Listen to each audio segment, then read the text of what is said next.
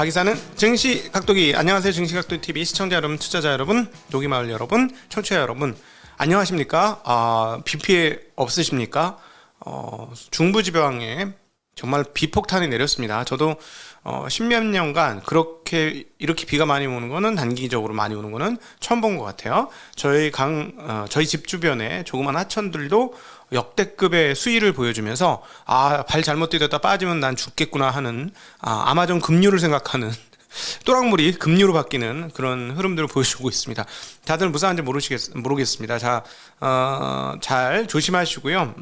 네. 그래도 우리 과거에는 이렇게 비가 많이 오면 축대 이런 걸 조심하시고 이런 뉴스가 굉장히 많았는데, 요즘엔 그런 게 없어요. 다들 아파트 짓고 이렇게 옛날 산동네 굉장히 위험했습니다. 요즘엔 산동네가 힐스로 바뀌었죠.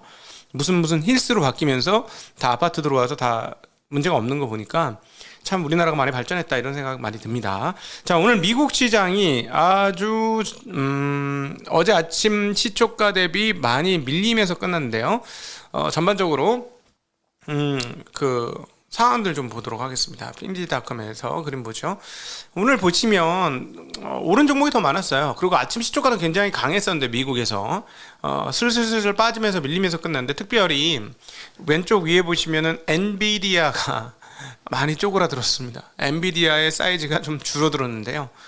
엔비디아 실적이 예비치 실적 발표를 했습니다. 아예 처음부터 먼저 좀 대비를 한 모양인데, 매출액 전망치가 생각보다 상당히 많이 떨어지는 것으로 얘기하고 있습니다. 원래 한 81억 달러 분기 매출 가이던스가 있었는데, 게임 부분 매출이 크게 줄어서 전체 매출이 67억 달러를 예상한다고 발표하면서 주가가 큰 폭으로 빠졌습니다. 얘만 빠진 게 아니라 물귀신처럼 다른 반도체 주식들도 다 어렵겠구나 하면서 뺐는데, 엔비디아는 그 전부터 좀 걱정된다라고 말씀을 드렸죠.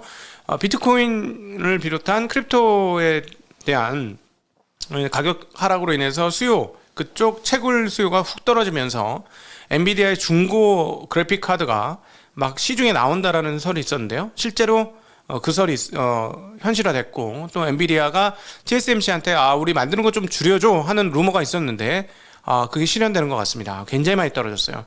10%도 넘는, 미국에서는 이런 일 별로 없죠. 매출 가이던스 제공하고 10% 이상 흔들린다? 이런 일 별로 없는데, 87억 달러 예상했던 게 67억 달러로 2분기 실적 발표가 예상되고, 그럼으로 인해서 반도체 주식들도 모두 많이 빠졌다는 게 가장 특징적인 흐름입니다. 빠지던 유가는 90달러대를 회복을 하면서 다시 조금 올라가는 그런 흐름 보여주었고요. 재미난 거는 원자재 가격들이 다시 슬슬 오릅니다. 구리 가격이 7,000달러까지 떨어졌다가 이제 7,940달러, 금 가격도 다시금 1,800달러를 회복하면서 1,805달러를 기록하는 모습 보고 있고요. 필라델피아 반도체 지수는 1.6% 모두 떨어졌습니다. 기업들의 실적에 따라서 주가가 아주 그냥 팔랑팔랑 하는데요. 팔란티어가 분기 손실을 기록했다는 뉴스가 나오면서 14% 이상 폭락을 했고요. 바이오엔테크도 예상치를 밑도는 실적 발표를 하면서 주가가 7% 이상 급락하는 흐름 보여주었습니다. 반면에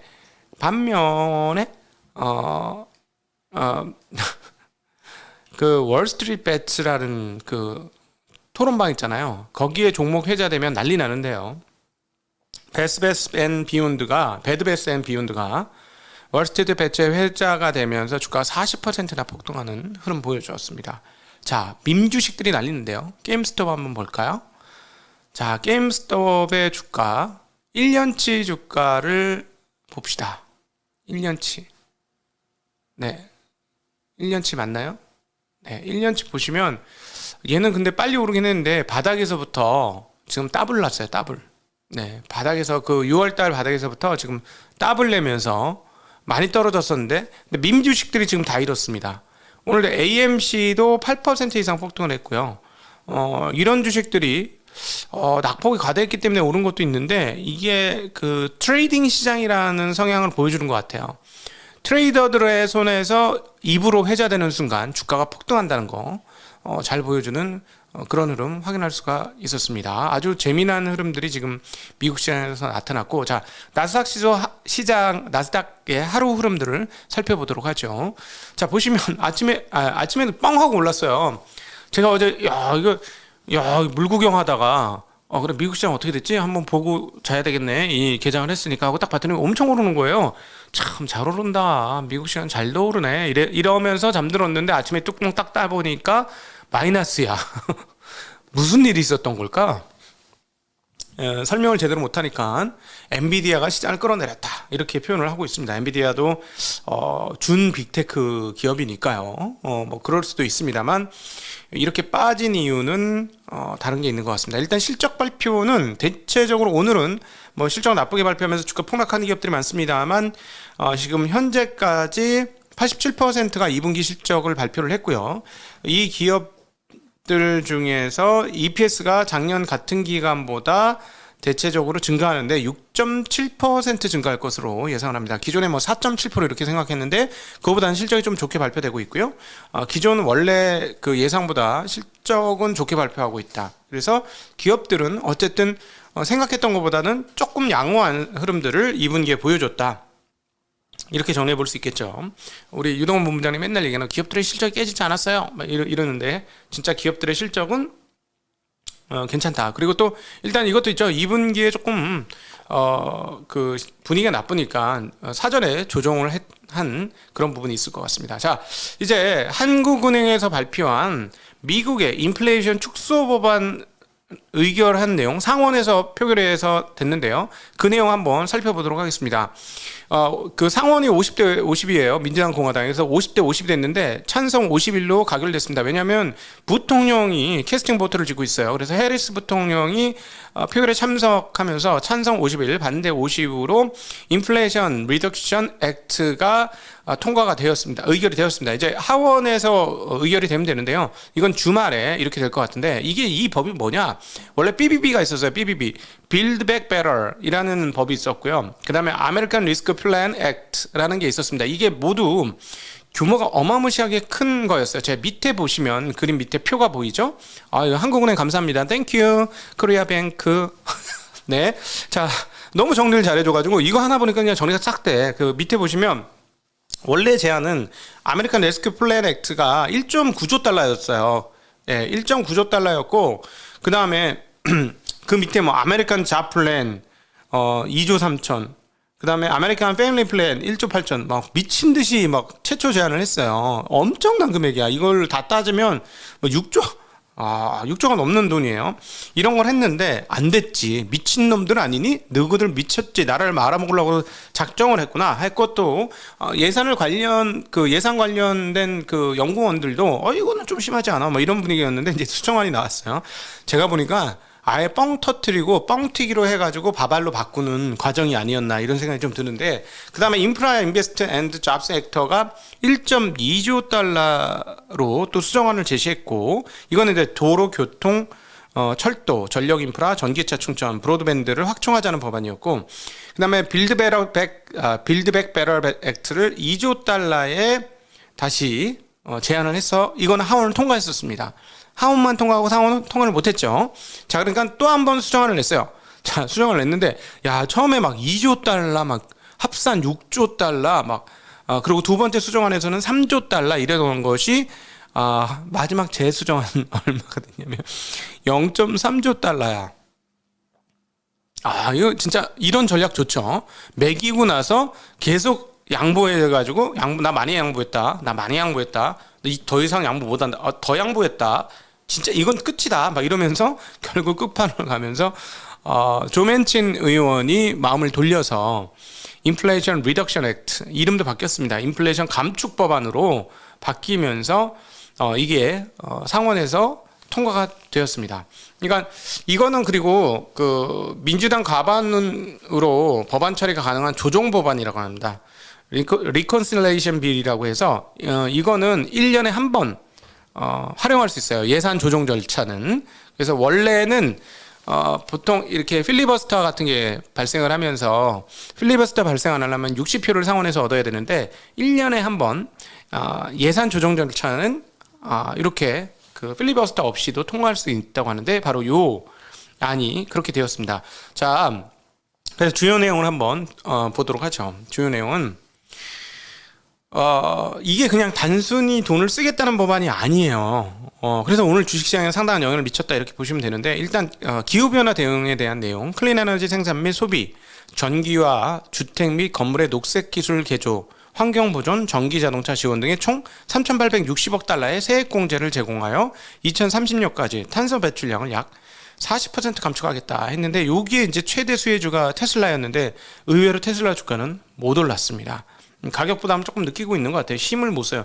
장 초반에 세게 갔다가 밀리면서 플러스 겨우 나서 마감하는 모습 보여주었습니다. 굉장히 호재가 많거든요. 왜냐하면 자 보세요. 주택 및 건물의 녹색 기술 개조 이거 하고 있잖아요.